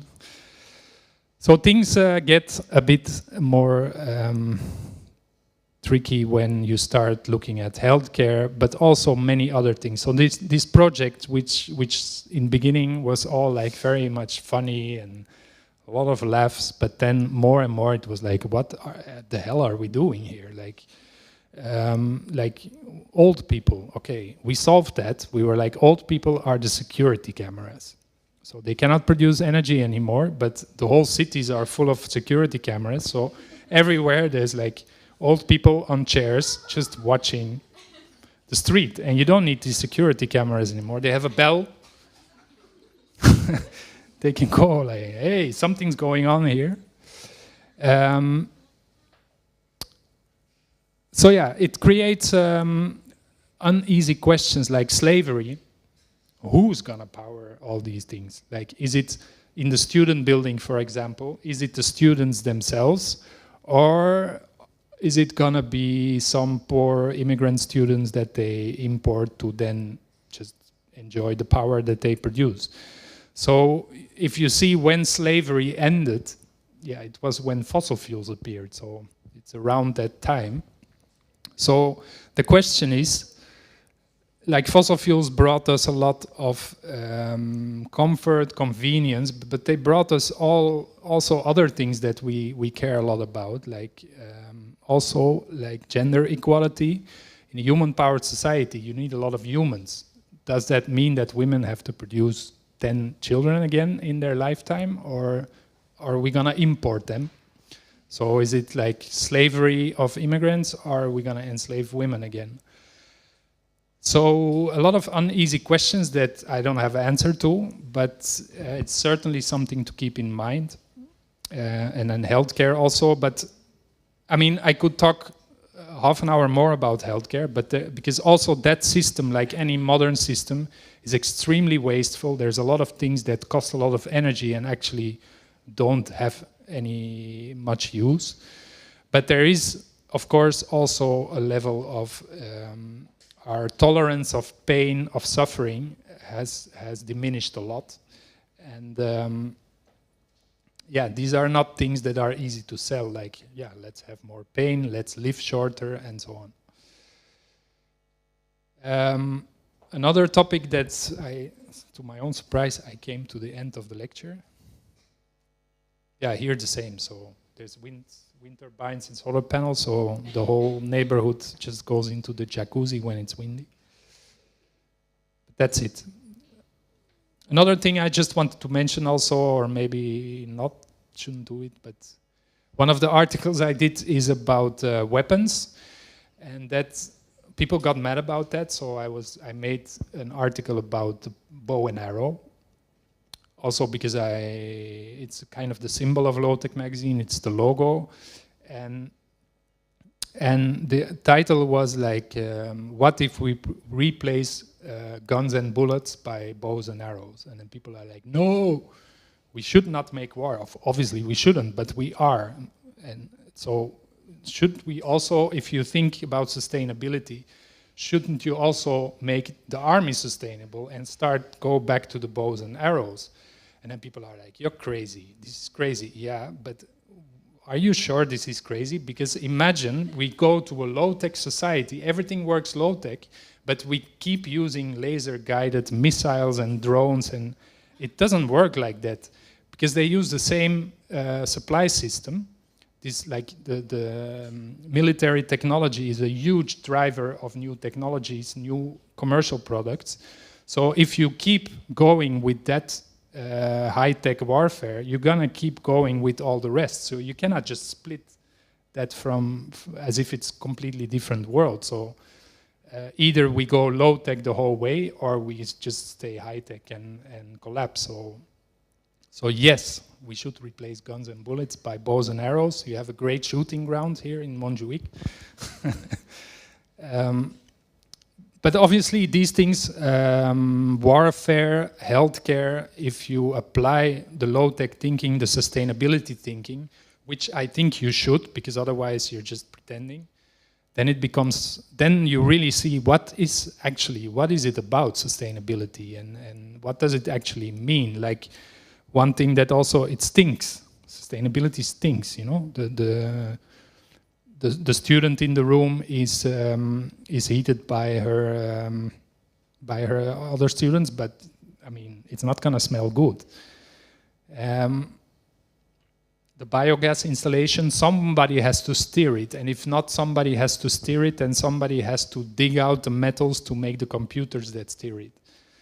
Because we are actually living in a low-tech society. It's just not in this part of the world, because in other parts of the world, people go 3,000 meters under the ground to with a pickaxe to dig out the metal. So Well, I'm gonna stop. Let's keep some space for questions. You're welcome.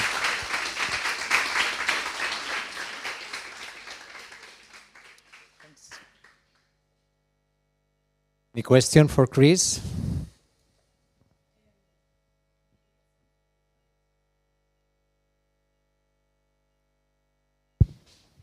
Maybe it sounds very bad, but why not using animals for some of these tasks?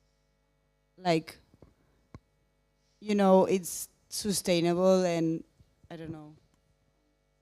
Yeah, very good question. Yes, obviously, we actually have animals in some other scenarios, but as you already suggest, it's a quite sensitive thing to say nowadays. Like many people are vegan, like they don't eat any animal product, they don't even wear leather jackets and stuff like that. I think if you look at, if again in a wider sustainable context, like the whole ideas of we should not take any advantage of animals is problematic, because if you look at the farm, what is a sustainable farm?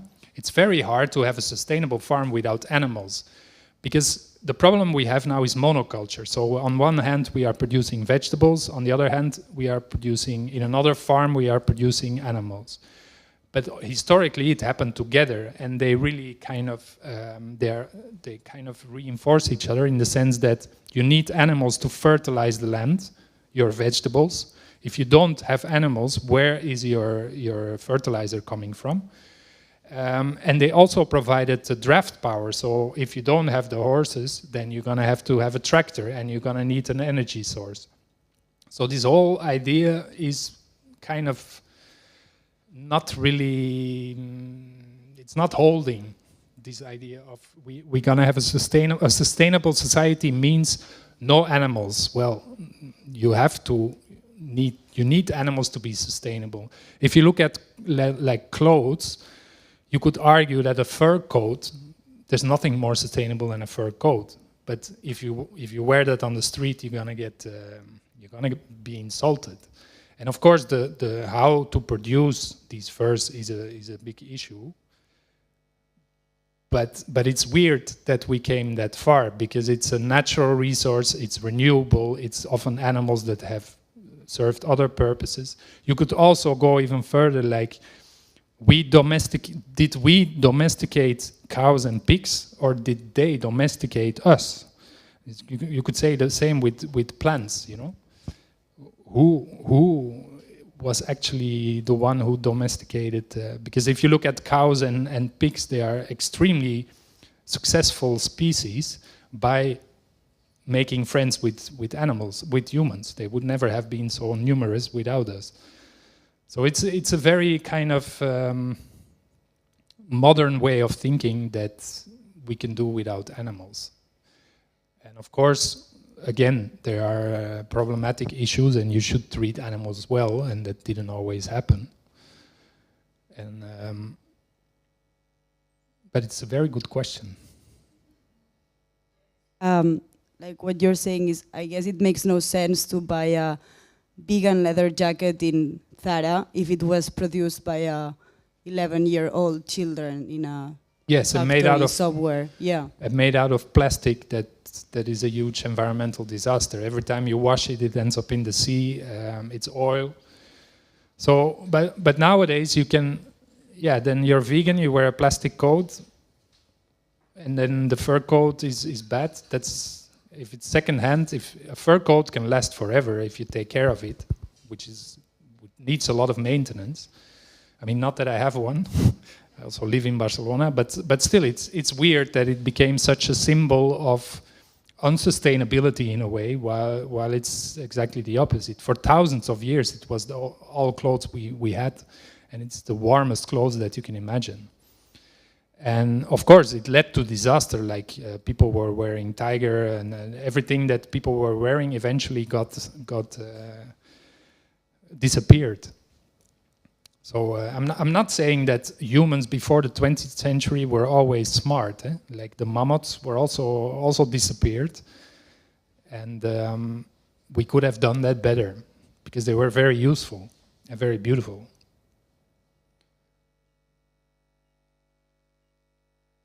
Around here, who raise a hand? For me, the question, or more or less, my observation is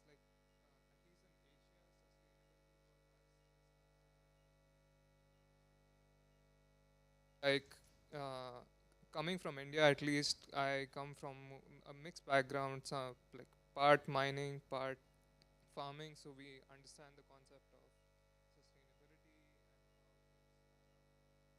Still to this day, at least in India, in the rural parts of India, we actually use natural resources to build the houses. So it's a very good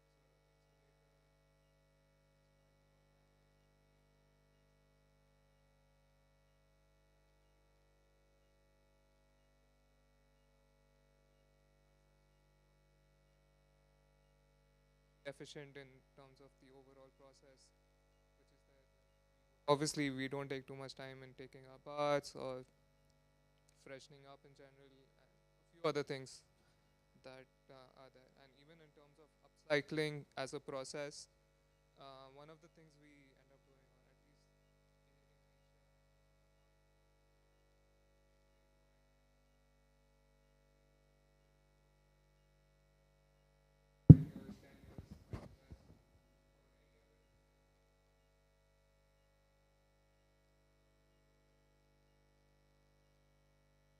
Yeah, I mean, we live in a low-tech world, and the articles that I write are surely aimed at the people in highly industrialized, rich countries. Because if I go to South American or African countries or Asian countries with my story, people are going to look at me like, what are you talking about? We are doing this. And we just think we are living in a high-tech world because that's where all the academic knowledge is created, and that's how our worldview. But there's actually more people doing it in the old-fashioned way than those who are in this weird high-tech system. So the challenge is for, say, the highly industrialized world to go low-tech, and the challenge for countries like India is to stay doing it, because there's a huge pressure from the global financial system to also take you into that system, because it's a market that's lying there, and you see it happening everywhere in Asia and Africa, South America. Like, for instance, with farming, that people do this kind of integrated farming. They have some animals, they have vegetables, and then they are pushed into this system of monoculture, because then that's great for the big companies, but they always lose. And so there the challenge is to stick with the good ways of doing things. But if I would write for people in those countries, I would have to frame it differently. So I'm clear about, I'm writing this for the first world. The rest knows it already. I would recommend maybe looking at a country like Singapore, which is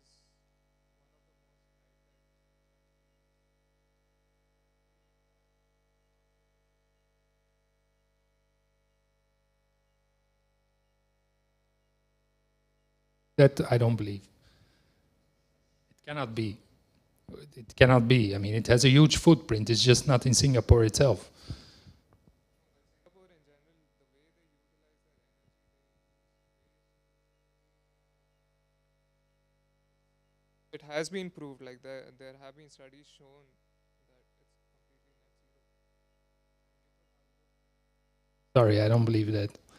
Because, I mean, you cannot be net zero as a high-tech country, because you always import materials, you import components, and they are produced elsewhere, where you just outsource the footprint. And it's also a small country, so it cannot be that it's so high densely populated, so much high-tech, and then you're net zero. It's impossible.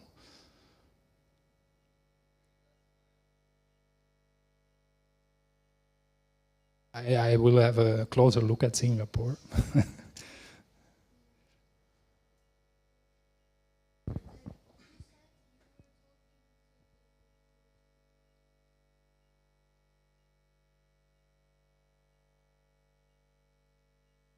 But I feel like, I don't know, maybe the poor part of Africa can be living because of lack of sources.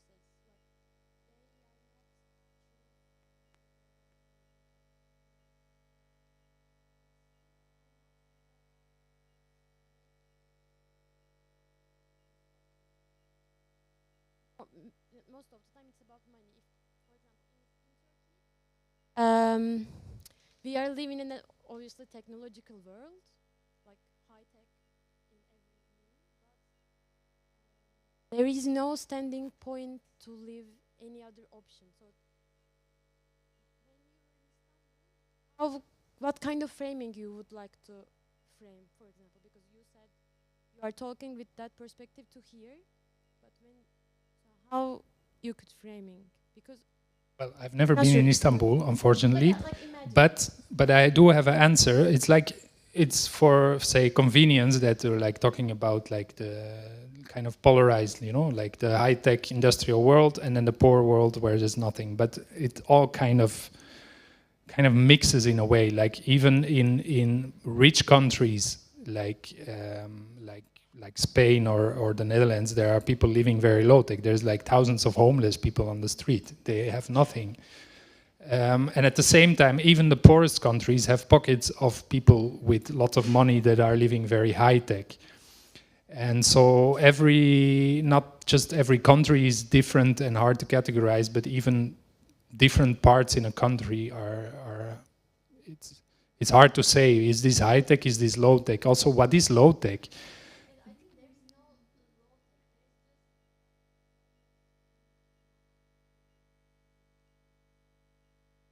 State has a source. There is no low tech.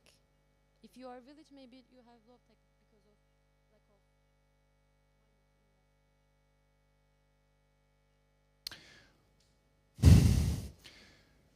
Yeah, but it starts with the question, what is low tech? And in France, like the kind of low tech movement became very trendy. Like and I just was a few weeks, I was there for an event also, the low tech festival organized by a city.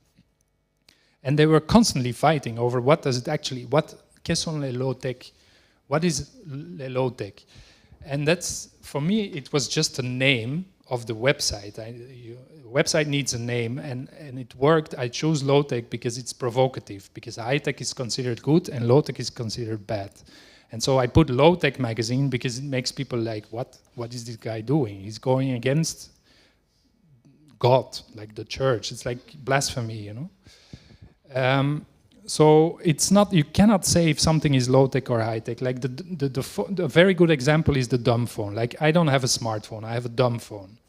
So you could now say, the dumb phone is low tech and the smartphone is high tech. Yes, but if you go back 15 years in time, then the dumb phone was actually the high tech option and not having a phone was low tech. So it constantly changes. It's just about, what I'm trying to say is be critical of the direction that technological progress takes. And I'm not saying like we should stop or live without technology. We should try to steer technological development into the direction that we want it to be. And I'm not advocating for living in poverty. But for instance, if you want energy efficient houses, well, good. See what, for example, in Turkey, historically, how the houses looked. Look at that, see how you can improve them with modern insights, with modern technology, and you come up with a comfortable solution. so crowded also changes things, I guess, because is there enough earth to make buildings for all of us? Because it's also extractivism. So it's Well, hard the issue of population, obviously, there will come a moment that there's too many people. Because if we keep reproducing, then in the end, we all have 1 square meter and that's it. On the other hand, often people who point at population growth are the ones who don't want to change anything. They want to keep driving their big cars, while you can prove that it's the sustainability environmental crisis is the number of people multiplied by their footprint. And you see that the footprint is especially the one that goes up a lot. And then there's a third that nobody mentions because it's life expectancy. It's not just the number of people, it's also that we live like twice as long as before. So that's also doubling the input. So yeah, this is the most problematic topic. So kind of pointing towards overpopulation, because obviously the more people there are, the more resources you're gonna need. But if everybody lives like with very little, then with the number of people we have, and we could have more, you can make that kind of calculations, we can do it. But obviously if we keep going, in the end there comes a moment that, then we cannot do it, even if we go low tech, there's not enough resources. But reusing resources, like it happened a lot, almost by default in the past, that would be already a great, would make a huge difference. Like the problem is not, like, for instance, with cars, like, okay, everyone a car, 10 billion people, that's gonna be hard. But what is your definition of a car? Is it a 3,000 kilogram SUV, or is it a Fiat 500? Or is it something even smaller? And you have like velomobiles with electric motors, that I wrote an article about them, and it's like you can really save so much, like we did with the website. You have a website that uses 20 times less energy. You can do it with cars, you can do it with cooking appliances, housing, everything, and you still have a modern way of life. And then if people keep reproducing and keep growing, eventually you run into problems again. But that's a very philosophical question, and also problematic in the sense that, yeah, because then the solution becomes easier. Just kill half of the global population and it's solved. But it's never us, it's always the others, you know? It's, and the funny thing is, if you look at it like the footprints of continents, so people who say there's too many people are usually then the ones living in Europe or North America. So let's get rid of all the Africans, let's get rid of all the South Americans, and then you look at the carbon footprint and nothing changed. Because people in Africa have no carbon footprint, so they're like, oh, shit, it's us who needs to go. So if you just get rid of all the Europeans, or even better, the North Americans, then it's solved, and we can all just keep on living as we are doing. But that's also a problematic message. But so yeah, in that sense, let's hope the next... yeah, exactly. Let's hope the next disaster happens in a high-income, high-tech country, and not, again, in some low-tech poor country. Well, it's good you mention it, because it's like sustainability, the discourse about it, it's all about we are green, and here's green, and we're working on the future, but it's actually super intense topic that is not easy at all. So yeah, but I should go to Istanbul. It's a big question. Maybe a little bit. No, he can answer only 1 minute. Last question. I was wondering, because we talked about most energy sources, but we didn't talk about nuclear energy, and I was wondering about your opinion. Nuclear energy. No, just your opinion in terms of how green it is, because it's such a gray spectrum. It's not like... Yeah, well, the problem with nuclear energy is that the kind of society it requires, and so you cannot. It's not technology you can decentralize. You cannot have a nuclear power plant in every house. It has to be big. So you have it's a centralized. So first, it requires a centralized society, like big top-down powers, which means forget low-tech. And also, you have like, yeah, if you build that infrastructure, you kind of, because of building those infrastructures and an ample source of energy, you create all kinds of habits that are dependent on energy. So in that sense, it's not dependent on the weather, there's always power. Another thing is that nuclear power plants are great as long as there is peace. and energy and fossil fuels. But from the moment there's a war, we never had a war with nuclear power plants. And also to cool the nuclear waste, you have to kind of cool it in pools for like 100 years, which needs a lot of electricity. So how are you going to do that if you don't have that anymore? So my fear is that nuclear power is very safe until it all goes wrong, and then these 400 reactors that we have across the world, yeah, they will go up in the air. But one more thing, because I'm always ready for compromise. So if I would be in charge, I would say like, okay, like a country that like France that or Belgium that has a lot of nuclear power, like, okay, we stick with nuclear power, but just one nuclear power plant. All the rest, we don't need wind and sun and anymore. We don't need fossil fuels. We do it with just one nuclear power plant. Because in the end, it doesn't really, there's a lot of focus on which type of energy source is a solution. But I think it's of secondary importance. The main thing is to lower the use of energy, whatever it is. And so it's kind of how you produce the power, the remaining power. It's not such a big deal. Also, you can think about, for instance, you build a nuclear power plant and you only use it to build solar panels. You go like, and you make solar panels that have very low carbon footprint. Yeah, then you're doing something smart, even if it's a high technology.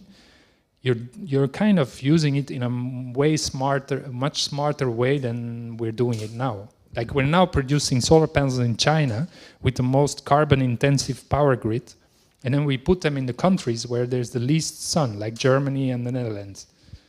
It should be the other way around. You should produce them in France or in Belgium with high nuclear power and put them in China, and then you see a difference. But we do everything wrong because the logic is not how to do it good. The logic is how to make money. What? Yeah, very much. Very much frustrating. Okay, thank you for the questions and thank you for Kris. Thank you. Thank you.